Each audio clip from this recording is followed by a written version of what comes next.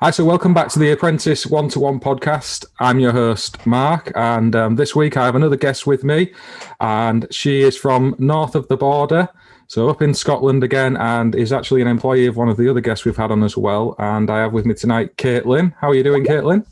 I'm all right. How are you? Yeah, I'm good, thank you. Thanks so much for coming on and having a little chat with me It's about not a your problem. experience as an electrical apprentice and your journey so far. So before we go too far on with it all, can you tell us a little bit about yourself and your background? I'm 21, turned 21 yesterday. I've on my second year at college. Kind of had a rough start to it all. But initially I was at uni doing nursing before I had came on to do this. Oh wow! So you've had a career change already. Then was nursing just not for you, or you just was that keen It on being wasn't an that it wasn't electrician? for me. I just kind of get pushed on me a little bit. I Yeah, kind of always wanted to do electrical, but because like my granddad and all that, he was an electrician as well.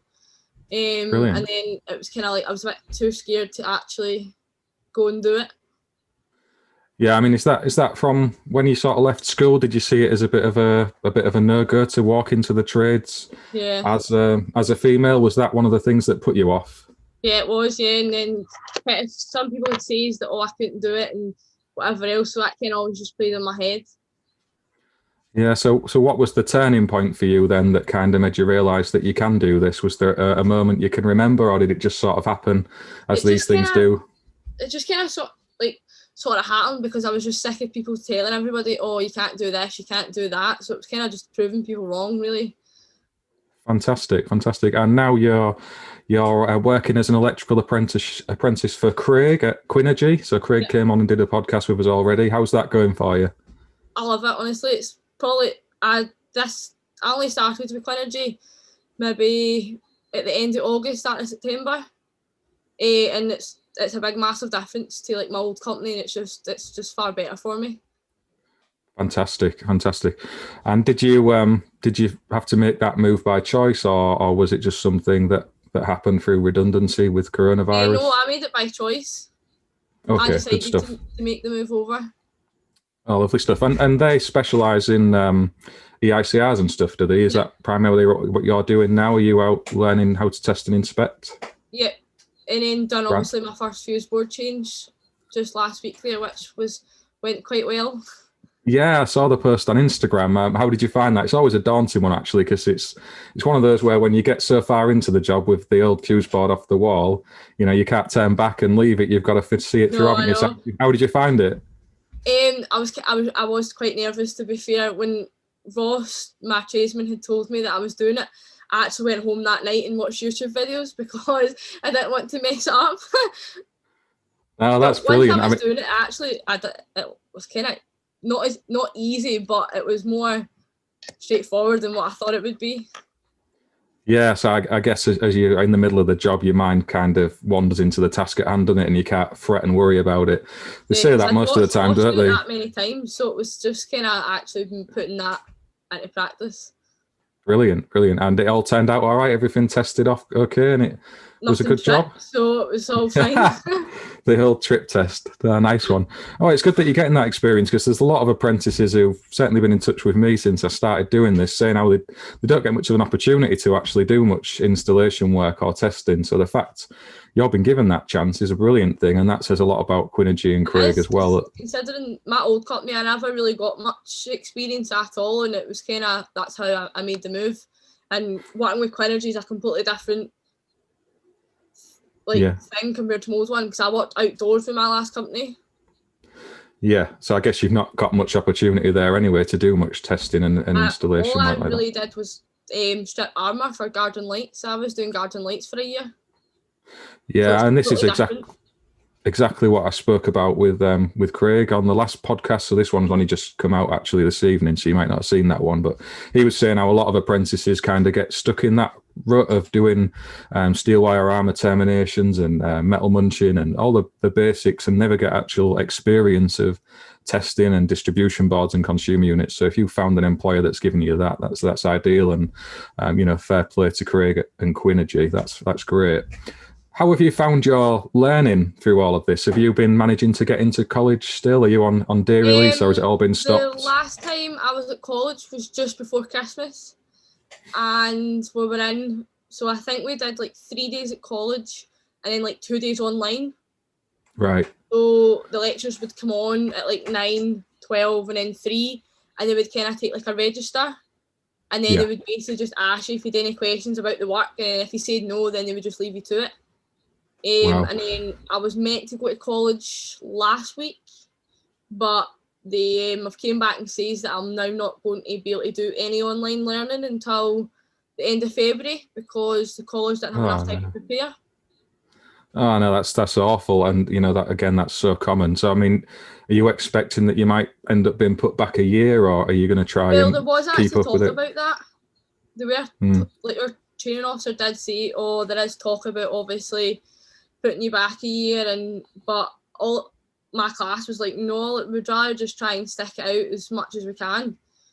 But we've got college work due just now, and try to do that's hard because the lectures aren't really there to help you. No, and that you've got. I can totally sympathise, because that must be really difficult if you've not been taught these things. How are you ever supposed to get your assignments in and pass exams? It's impossible. Everything on like to be in for like the date that they've set it for, and you're like, I can't do that. No, I mean, I can totally understand. I know there's a few people who've popped stuff up to try and help apprentices. I don't know if you've seen the eFix Apprentice Hub, and there's Sparky Ninja as well, who's got a load of stuff on his YouTube channel, and a few other places as well. But I mean, it still doesn't replace actual lecturers giving you the tuition you need. They're the ones who know you and should be able to guide you and train you in the best way. So yeah, because I find it hard to actually do it online. I prefer to actually sit and talk to somebody like face to face and try to do it myself on a computer. Yeah, no, I can understand that as well. I think I would be the same. I can't imagine how difficult that must be, trying to get the theoretical knowledge into people. And I sympathise as well with the lecturers, because they haven't asked for it to be like that to an extent. It's kind of the situation we're all stuck with, isn't it? But it doesn't help you guys, and hopefully it resolves sooner rather than later, and you can get back in that classroom. Because I've got a big family, and I'm the oldest of 5. And my other siblings, they're all trying to do online school as well, and they're finding it dead hard to kind of do it as well. Yeah, no, I mean, it's really difficult for young people, and I've got kids at my house as well who are doing the same, and it's not easy for any of them. It's a worry, isn't it? I can really sympathise, and I don't really know what the answer is right in the here and now. I'd love to tell you that we can get it sorted out and change it, but it's not going to happen, is it? You've just got to see what's going to happen. Yeah, fingers crossed that this vaccination program has some effect and they can open the schools and colleges sooner rather than later. So, as your role as an electrical apprentice has developed, have you learned that you are okay as a female to be an electrician? And I ask you this as a man who's done this job 20 years, and I've probably had never any question like that asked of me. And I've had Vicky come on the podcast as well, and she was of the mindset that she's just an electrician. Doesn't matter that she's female. Did you find any resistance to you being on site anywhere, or any obstacle or difficulty in your prior employment or with Quinnery? Yeah, prior it was kind of hard to get, because a lot of people was like that. So a lot of the sites that we were on were obviously with different trades on it, and you obviously get stared at, whatever else, and like you could hear them all talking. Oh, she shouldn't be here, she's like, this isn't a job to suit her, and whatever else. But then once you were actually in doing it, and they actually seen that, oh, she is actually all right, and then you can have banter back with them, they're fine. Yeah, I mean, that's the ultimate thing, isn't it? If you're good at the job and you can do it, it shouldn't matter if you're a bloke or a woman. It really shouldn't make any difference at all. But that is there. We all know it is, and it's people like yourself who have to experience it rather than me. And it's sad in a way, isn't it? But I'm pleased to hear you've pushed through that and you're now training to be an electrician. You mentioned before about your granddad. Is he the inspiration for you wanting to do all of this? You said he was an electrician himself. Yeah, my granddad's kind of been like my idol for I was like such like a young age, and I kind of was just wanted to do what he did. Brilliant. And was he a self-employed electrician? Was he working in a company? You know, what was? I think he maybe was for a wee while. And I think he mostly just obviously worked for different companies throughout his time. And that tends to be how it goes. You get that inspiration from family. I mean, it was my granddad who got me interested in electrics, and I think that's quite common among people in the trade. My dad, he works in the trade as well. This shed that I'm in, me and my dad actually built this. Oh, sweet. And wired it and whatever else. Oh, nice one, nice one. So you've got construction skills in the entire family. So you're set for life then, really, aren't you? You can start flipping houses and all sorts. So while you've been training as an apprentice, how have you found the wages? Because that's another common area that people have complaint and issue with. Have you found them to be okay, or is it a bit of a struggle, you know, trying to manage on an apprentice's wage? I actually do not bad, to be fair. I wouldn't say that I struggle to like pay things or buy things that I want. I'm a good saver though, so I don't know if that kind of makes a difference. I don't really go out and spend my wages when I get them. No, I mean, that's a commitment on the apprentice's side, isn't it? That you realise there's a bit of a lag in your wages to start with, and you'll get the payback later on. At the end of the day, you're getting paid to learn, aren't you? So I mean, it's a better arrangement than at university where you hand over tens of thousands of pounds to get qualified in something. I know, because with different trades, like in Scotland, we're actually the more higher end pay than most of the apprentices.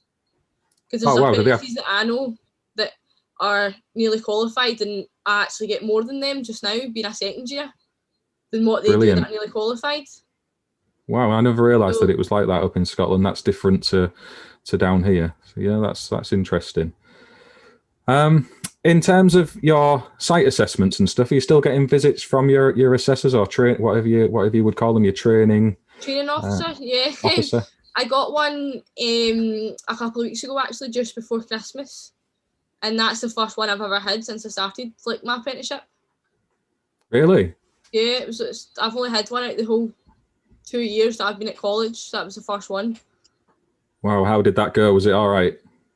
It was fine, but I thought they never really wanted to see like me doing work. It was kind of just asking questions like, "Oh, how do you find it?" and whatever else it was. I thought it'd be more they need to see you doing things. Yeah, usually that's the case, and perhaps it'll build towards that. It might have just been an intro. I don't know if it was just because obviously COVID and everything else, it was just completely different to maybe what it's been previously. Yeah, I mean, that could be the case, couldn't it? It's all a bit different at the moment. And hopefully you get that assessment, because you're going to need it to fill your portfolio in.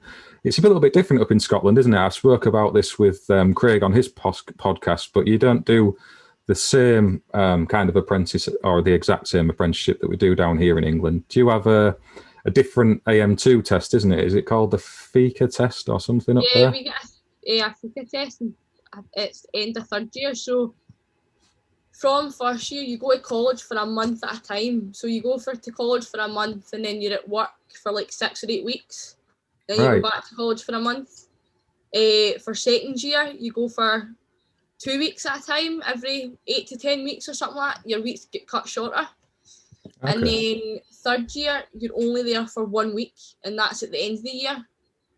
Right. And then once you do obviously that week, so it's like a week long test basically, and if you pass all your tests, it's up to the employer to put you forward for your FICA test. Okay, so you need the sign off kind of from the college and your employer before you can even go in for it. Yeah. Well, it is a little bit different then. I mean, it's similar but different. In terms of the NVQ as a whole, how do you feel about that? Do you feel it's still a worthwhile qualification? Is it something you're going to be proud to have finished when you finally get through it? Are you still looking forward to that? I think I only feel like that because I was kind of nervous to kind of start it. So I feel like me going through this kind of shows to everybody that girls actually can do the same. If you know what I mean, if that makes sense. It does, yeah. Yeah, so you're a bit of a trailblazer yourself in trying to show to others, and I've got a 4-year-old daughter, and to be able to tell her that there are ladies in this industry who are doing the job really well, just as well as I can. It's good to show her. So yeah, full credit to you. I think that's amazing, and I hope. When I started college, it was kind of a bit daunting as well, because my very first day at college, I walked up to the class that when I was meant to, and the person in charge was like, "Oh, I don't think you're meant to be here." And I was like, "No, I think I am." And he's like, "Are you sure?" And I was like, "Yeah." And he's like, "Right, hold on a minute, and I'll check obviously the register." And he checked and he says, "All right, okay, yeah, you are, just go take a seat." So at this point, all the boys are already sitting there, and I'm standing at the top of the class waiting to be allowed in. And they'll just look at you as if to say, "Oh, right, okay, there's a girl here." I can imagine it, can't you? And it is sad to hear, because you've as much right to be there as anybody else. But yeah, you can see that happening all through the country in various classrooms. Is there any other girls on your course? No. Not in my year. There's not. No, I'm the only one. No. And yeah, the new first years that are just starting as well, there's no girls there at all either. It's something that needs to change, isn't it? It is a heavily male-dominated industry, and it's improving, I think, a little bit at a time, and people like yourself will hopefully encourage that to change even more, because there's absolutely no reason why a man or a woman would be any better electrician than another. It all comes down to individual ability at the end of the day. So, I'm looking forward to seeing you finish your training and become qualified. When you get to that stage, when you get to that stage, what's kind of the goals for you? Are you wanting to go off and spread your wings in your own right, or are you looking to build your career with Quinnery as best you can? Just to start until I got on my feet, probably I want to build with Quinnery, because Craig and the team are really good to me. They are probably the best company that I really could have asked for to actually do my apprenticeship with. But eventually down the line, I do kind of want to start my own business, which I have set up an Instagram page for, and I've actually named it after my dog. That's brilliant that you've got that ambition and that in mind at the start. And as an employer myself, you'd always hope that people following along after you would have the same goals and aims as you have yourself. And I'm sure Craig will respect you for that. And it's good to hear that you want to build that knowledge and experience with him at Quinnery first. And then sensible step as far as I'm concerned, because he sounds like a cracking employer to learn from for a few years.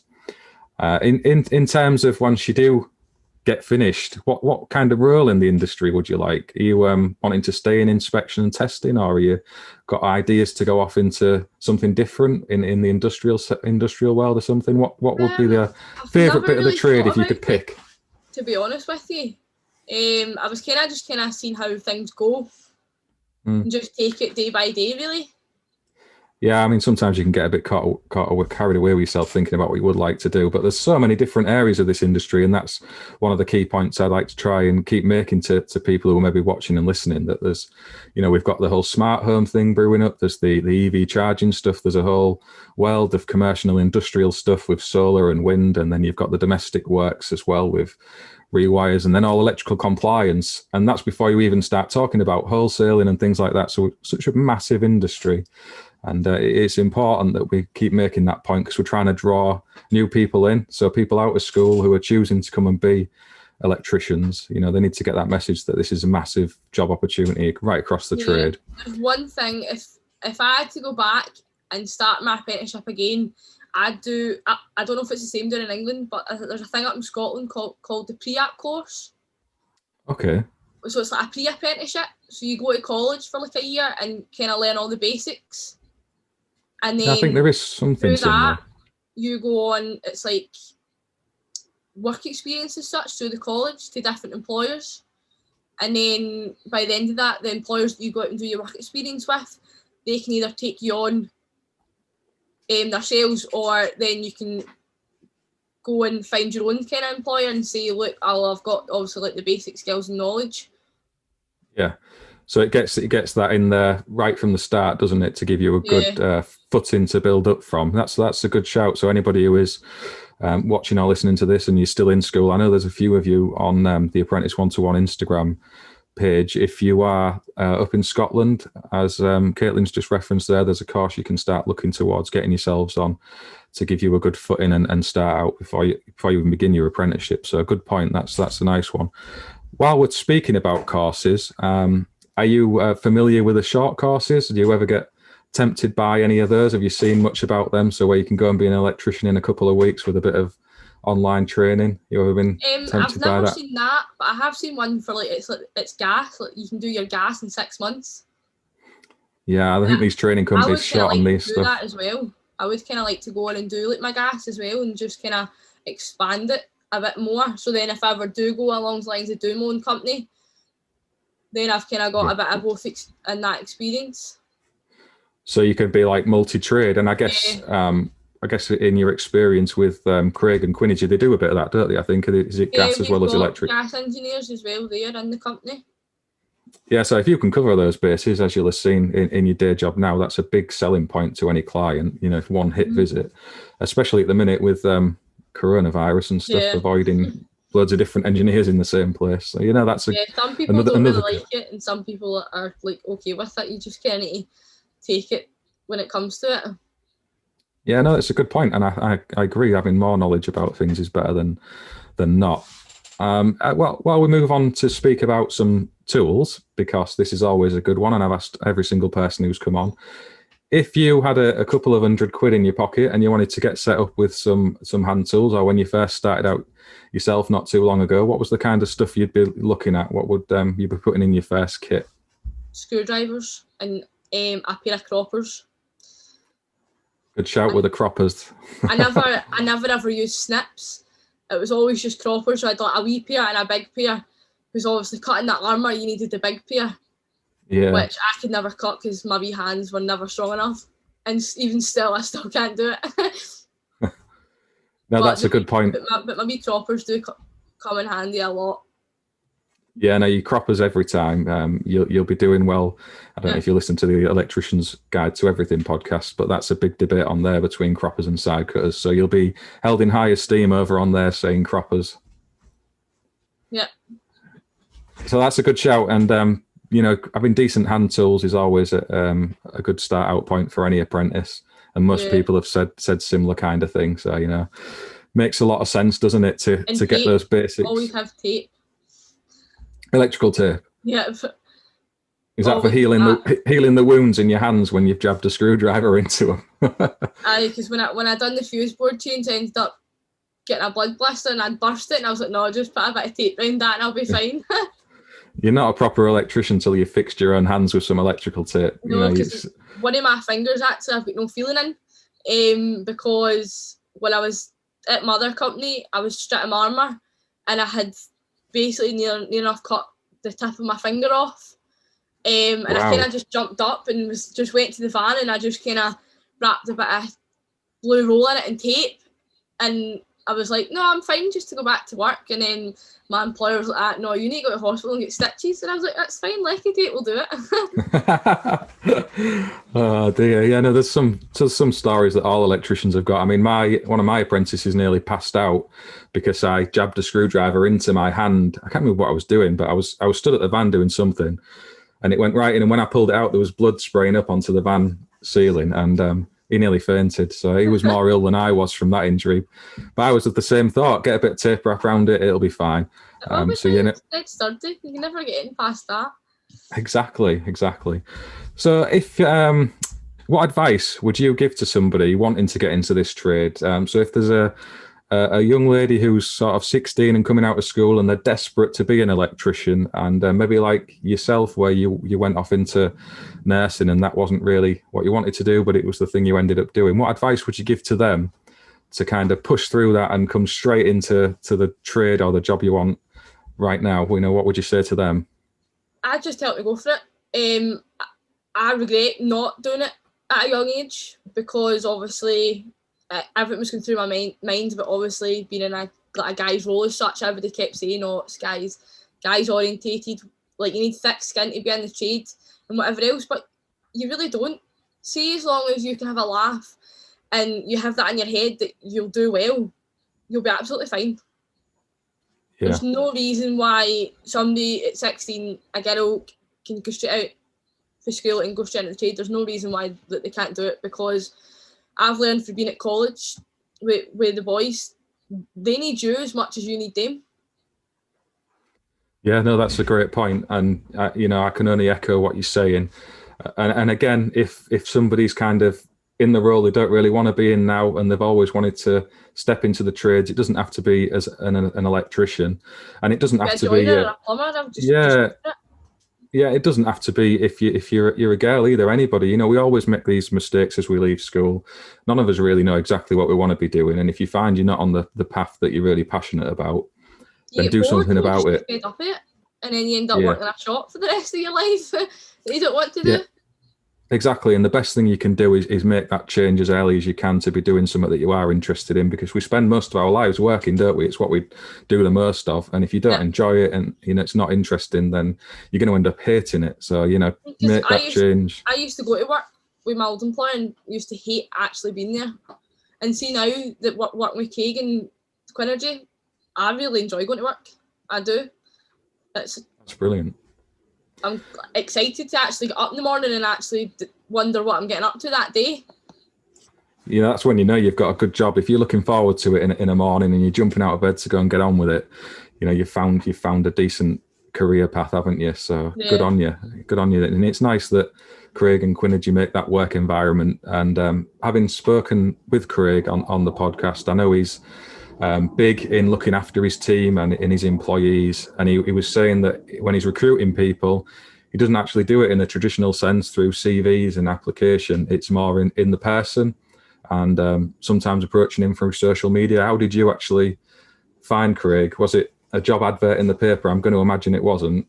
No, it wasn't. It was through Select. It was on the website. I kind of got to a stage where I was wanting to change quite quickly, and I was kind of just texting all these employers and phoning them to see if they were taking on and whatever else. And then I spoke to Craig and he's like, that no, like, you sound like the person that I want on my team and all the rest of it. And then this was not that Christmas here, but the Christmas before, and then I don't really know what happened, but I never started then, and it wasn't until obviously during COVID, during lockdown, that he texted me out the blue one day just asking how my apprenticeship was going, and just said, look, I'm looking to take on people if you're interested or know anybody. And I was like, I'm interested, like I'd be more than happy to come and meet you. And then I just kind of met him, and then that was it.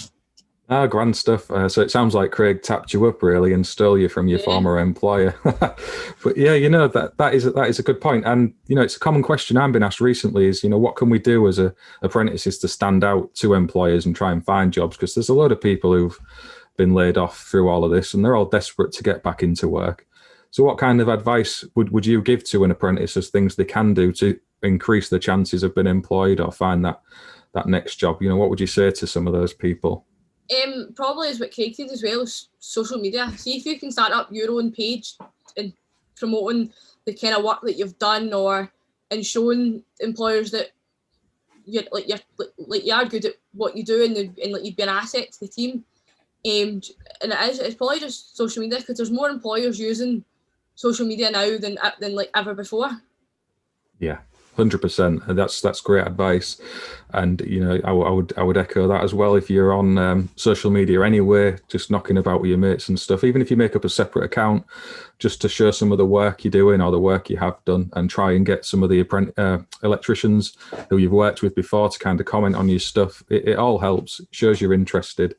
And another good shout is to get around the local wholesale network. So if you have small independent wholesalers, especially, pop into them, even some of the national chains, and just get to know the people behind the counter, because often they're the eyes and ears of the contractors who are busy and who aren't, and they can put you in touch with people more often than not. Yeah. So that's another good shout.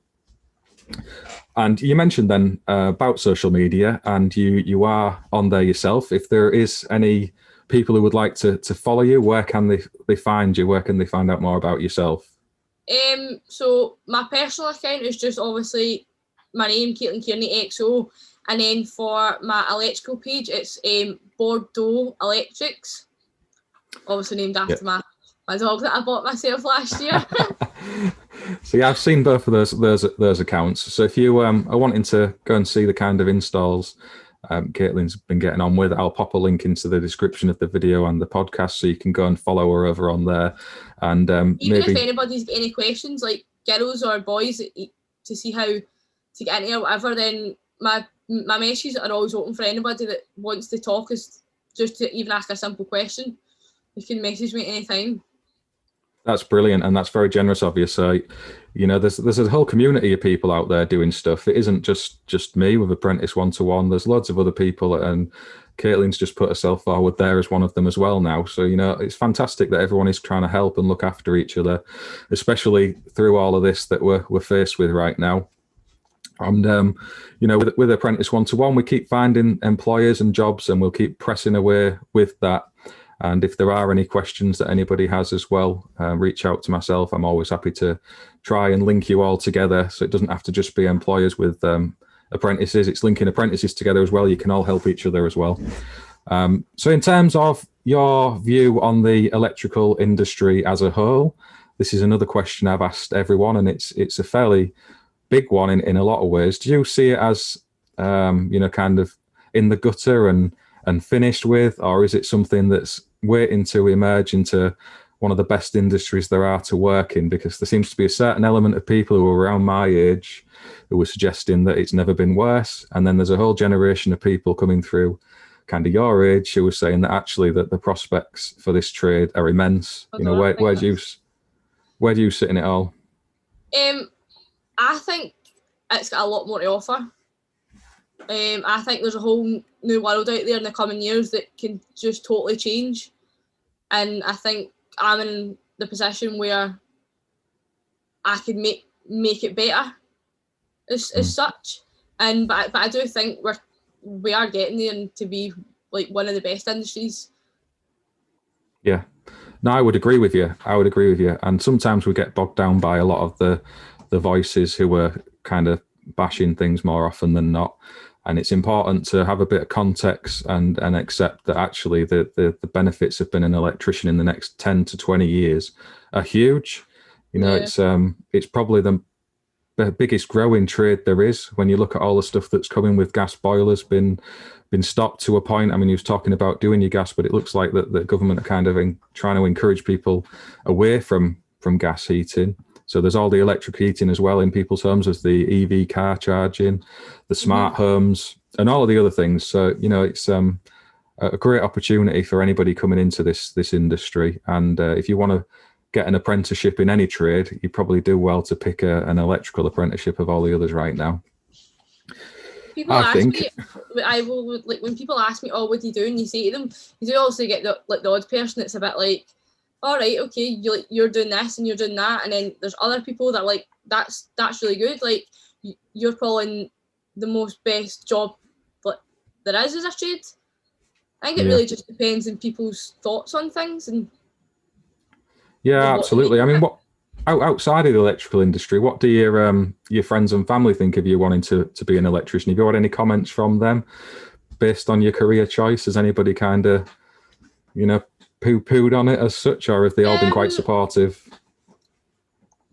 Most of them have been quite supportive and whatever else, but there was like maybe like the one or two kind of was sitting on the fence, kind of wondering, oh, but like, will she be okay? Like, will she be able to do this? And now that I have got a good company to work for, and they all can see that how I've developed in the past 2 years, they're like, they love it because they just phone me up to like do things for them. They're like, oh, that is great. Yeah, I guess you'll have to start getting used to that. I mean, that's one of the, so some people say it's a downside. It's actually a perk that you can help your friends and family out with stuff. I enjoy doing it, and you've got a lifetime of that to come now, where you'll be changing socket fronts and light fittings for friends and family forever. She's just moved into a house, and our dad's like, no, just get Caitlin up, she'll be able to help me. So she was having problems with our washing machine and our boiler, and I ended up just fixing them all and doing whatever, and they were loving it because then they trust you when they know you. So it's better when they can trust somebody than getting somebody else in that might not do the job as well as somebody that you know well. Yeah, absolutely. And again, as you move on with your career, having that kind of recommendation as well from people to other people is a good thing. Speaking myself, that's one of the ways I grew my business actually. So, we'd do jobs for friends and family, and a lot of them are in and around other trades, and they start recommending you out to other people. You can build a good business off the back of stuff like that. So it's not all people taking advantage of you for a bit of mates rates labour. It is You know, more you can. perks for you, I think, to do things like that, because then they will ask you again, and then if anybody they know needs stuff done, they'll be like, oh, my niece or my grandson or whatever does this, and I can put you in contact, and then it just gets your name out there. Yeah, 100% it does. 100% it does. Speaking about some of the other people who you've been in and around with in college, and I asked Matthew this and Vicky, have they had trouble with their apprenticeships? Not so much just due to COVID, but in general, have they had issues with their employers or getting assessed on site? Do you had any experience of that? No, not really. All my college has actually been quite good with me. I don't know if they're a bit more lenient on me because I am the only girl in the class, and I think I kind of get more help if I need it. Yeah, Because I wouldn't have thought so. They don't want to put me off if they don't give me it, if you know what I mean. Yeah, maybe. I mean, it sounds like they might just be a decent college to be attending. What do you find of the gear they've got there? I mean, some of the other apprentices have said how the colleges are there at their actual booths that they're working in and stuff are pretty awful, and the materials they're working with are about 20 years old. What's it like for you guys? Is the college, pretty much all right, up to date and stuff? Some tools could probably be better. But I don't know if that's just because we kind of go out and buy like the best for us. So the ones in college, I would say they're kind of a wee bit outdated, but they still work and they still, Yeah. in the booths, they're fine. They've plenty of a workspace, and so Yeah. I'd say my college is probably quite good for this. So at the minute, you're doing pretty well, and it was the same kind of Yeah. story with Matthew and Vicky as well. That they were in good colleges, and it's important for us to remember that is the case in the majority of situations. I would say that most colleges are decent, and the lecturers are just trying to help the students. But there is obviously some that could do with some improvement, and that's often the ones we hear about the most because people tend to complain before they praise, don't they? That's the same with anything. If you've bought something on Amazon and it's a load of rubbish, I'd say you'll probably either now it could be doing me a bit of improvement, but I suppose it's all new to the lectures as well. We try to do stuff online and actually being there to help when you're not in like college. Yeah, I think they need to join a lot of the dots up between the colleges because some of them have absolutely nailed it in COVID and coronavirus and doing the online learning and still getting the apprentices speaking to each other. There was Craig Wiltshire who mentioned that on his podcast, and Gary Hayes as well had some good insight on that. But there are other ones who have massively, flopped, if you like, and not done the best job of things. So when we kind of back before Christmas, they'd kind of ask for like feedback as such to how you found being at college during like the pandemic and stuff, and how they could improve to help you kind of do what you needed. And like a lot of us kind of said, like, see like the Zoom calls, doing doing it through that and actually teaching like a class. And then the kind of lecturers come back and said, well, but some of them are at work, and I says, that's fine. I says, but you could record yourself doing it and then put it on, so then we can go back and rewatch it if we are at work, and then be there if we had any questions after it. Yeah, that would make a lot of sense, wouldn't it? If they could kind of video the actual lesson in some way and then provide a means for you guys to ask questions and for them to comment some replies back. Mm-hmm. You would think with all the technology that's available today, that wouldn't be too difficult. It wouldn't be an issue. No, you'd think that would be the kind of thing that they could maybe get in place going forward. And that it is a learning curve, and a lot of colleges aren't built to move and change with the times quickly. It's just the nature of the way they are. They've been like that probably for 30 years in a lot of cases, maybe more. And all of a sudden they're having to, change the way they teach and get in touch with the learners. It's not easy for them either, but you are right. There's a few that have, not been the best. And hopefully, they can get sorted out, or we can get back to normal one way or another. So looking ahead as a final little topic before I let you go and get on with your evening, if you had a magic wand to wave for yourself in the future, what kind of route would you choose? Would you be looking at pushing on as you are with your Instagram account and perhaps building towards, as you've said you would like to, with your own business? Or would you be kind of wanting to become Craig's boss and run his company for him? If you could have absolutely any role you wanted in this trade, what would you choose? I think I'd kind of like to be like my own boss.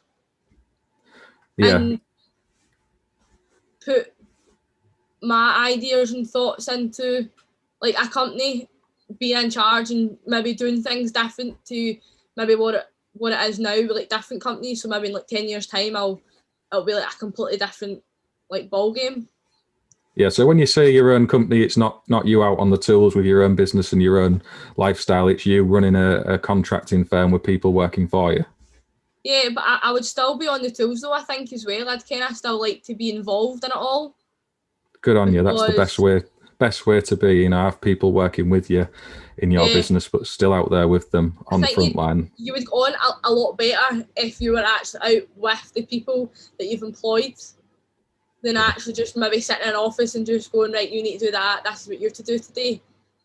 I think it would just make it more enjoyable for everybody. Yeah, it does. It does. I mean, that's how I run my business, and I really like doing it that way. If you've got that kind of mindset that that's what you want to do, then I say go for it, Caitlin, and push with all you've got to get there. Hopefully in the next few years you can get your training finished and you're not going to be delayed too long. I mean, that's the thing with this that's happening now. It's affecting people like you more than it is me.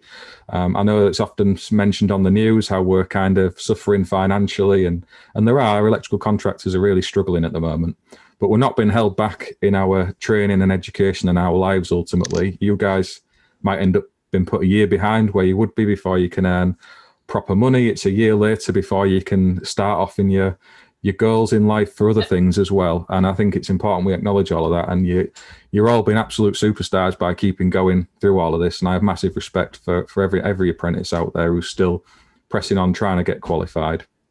And I hope very much that you can finish on time and with the right support from the college and the training officers. And I know you get it from your employer anyway, but other people are employers as well. That's my hope for you all. And thank you for your support of Apprentice 1-to-1. You've liked and shared a lot of the stuff and ramblings I've popped up over the last few months from quite early on. I really do appreciate it. It makes a big difference just sharing that message around and try and get people talking about the apprenticeship system. Thanks for doing that. And as I said, I will pop in the description to this video and the podcast where people can come and find you if they would like to ask you any questions. So that's guys and girls, but especially if you're a lady looking to get into the industry, or you're in an apprenticeship at the moment and you want to get in touch with Caitlin, then I'll pop her details below. Is there anything you'd like to say before we leave it? Anything you'd like to ask? No, it's just thanks very much for obviously having me. It's quite good to actually go on and speak about the things that most people don't want to talk about, because they're maybe a bit scared to actually speak out about their apprenticeship or what they do every day and like how they want to change it. Yeah, that's really important, and that's one of the things I do like to try and do through my social media, is just to give people somewhere to come and talk publicly about these things. And it's not because we've got any of the right answers, but it's important to hear everyone's opinion. And thanks for coming and sharing yours. I appreciate it. And anytime you want to come back on and speak about anything, we can do something like this again. Maybe get a few apprentices together to come on and do a bit of a bigger group chat, maybe at some point in the future. If you'd be up for that, that'd be good. Yeah, no, grand stuff. So thanks again for coming on. We'll end this here now. And if anybody would like to ask me any other questions or pop on the podcast yourself, you know where to get in touch, and I'd be more than delighted to chat with you. So thanks again, Caitlin. No bother. And see you again. Right, bye. Bye.